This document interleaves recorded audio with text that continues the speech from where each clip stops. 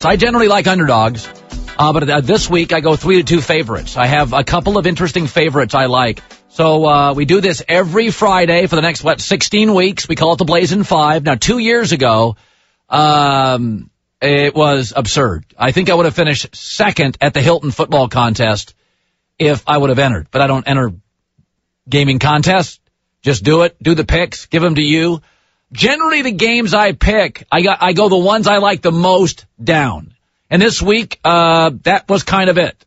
The ones I really like the most, I have higher. That's my way of telling you this is a stronger play. The last one I give you, not that I don't like it, but it's probably my weakest play. So let's do it. Blazin' 5.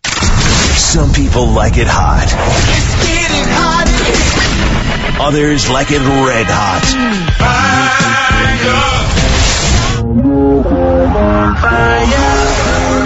It's Colin's Blazin' 5. Somebody call 911. In a herd, Titans at Chiefs.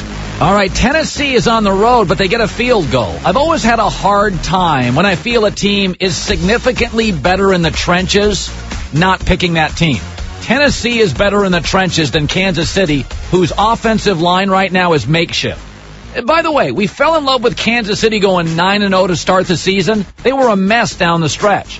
They lost 6 of 8, and by the way, were statistically dominated in many of those games. I like Tennessee here. Dwayne Bowe is out for Kansas City. They are incredibly thin at wide receiver. So a makeshift offensive line, Dwayne Bowe's gone. What's that mean? Alex Smith is going to have to carry him.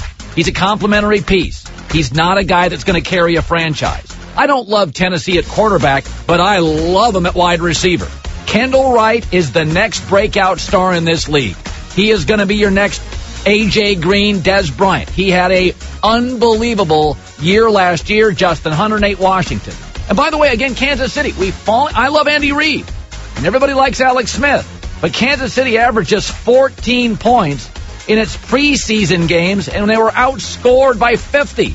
This is a franchise now that's got limited weapons. Tennessee's got more dynamic players on the outside. They've got better lines, especially O-lines. I'll take the 3. Tennessee wins straight out, 24-20. Saints at Falcons. Generally speaking, I like to take teams who are getting points with good quarterbacks, so I should like Atlanta here.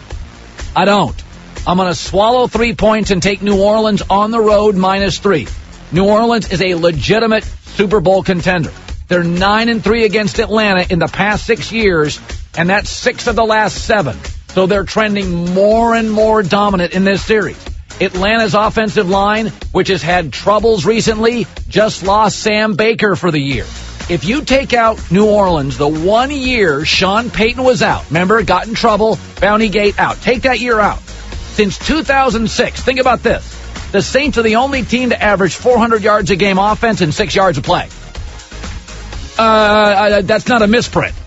They have defined how to play offense in this league. They're more clever. They're more efficient. They are the gold standard of offense. Jimmy Graham, last 3 years, tight ends, most targets, most catches, most touchdowns, most yards after catch. Just one of their weapons. And the Falcons have key injuries. Sean Weatherspoon, a linebacker, Achilles tendon. Sam Baker, out. Matt Ryan got hit more than any quarterback in the league last year. I'm sorry, but the Saints swallow the points of the better team. The momentum in this series is New Orleans. I love great coaches like Sean Payton. First game, bye week. You give an offensive wizard extra time, they know how to take advantage of it. Saints 30-24. Panthers at Buccaneers. A lot of people like the Bucs. Now, I think they're limited at quarterback. My bigger questions are, with Carolina, I've said all summer they're pulling back.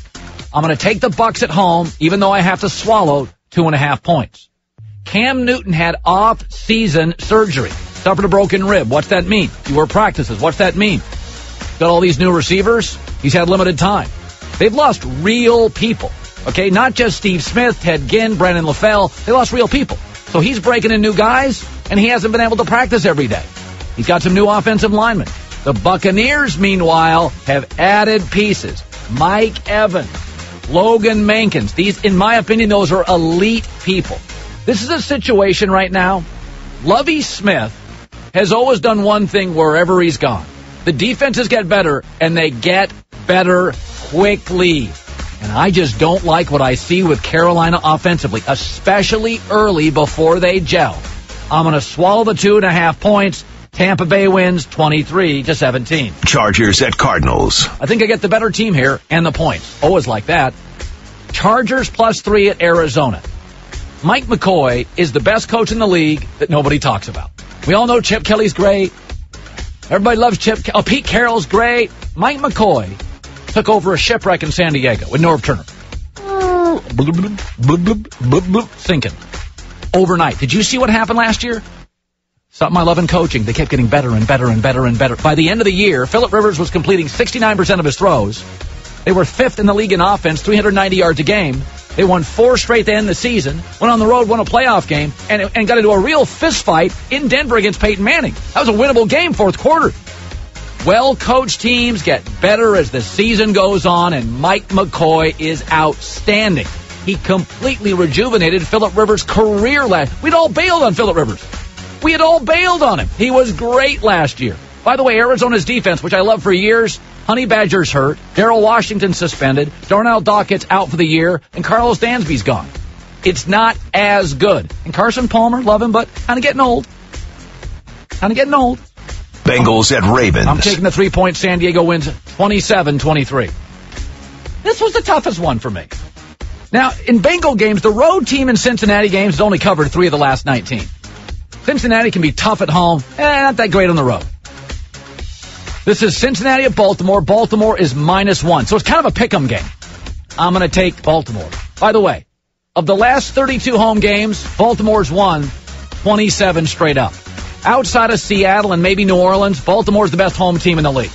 Now, they don't have Ray Rice, but so what? What did Ray Rice do last year? Not much. Joe Flacco's got Torrey Smith. Dennis Pitt is healthy at tight end. Like that a lot. By the way, I get a coaching edge here, John Harbaugh. I got a quarterback edge, Joe Flacco. And Andy Dalton, you know my opinion on Andy Dalton. Okay, he is beige. Let's color the town beige tonight, okay? Andy Dalton's picked up a lot of wins, 22-8 outside of his division, because Cincinnati's got great players. You want to know what Andy Dalton is in division? 8-10. By the way, 6 TDs, 11 picks all time against Baltimore. Here's another thing. Marvin Jones broke his foot in the preseason for the Bengals. Who cares? He's not their number one. Marvin Jones had 9 TD catches in the red zone last year. Won't play in the game. Baltimore's a better organization. Last year, snapped a streak of 5 straight playoff appearances. Joe Flacco was awful. He's not awful.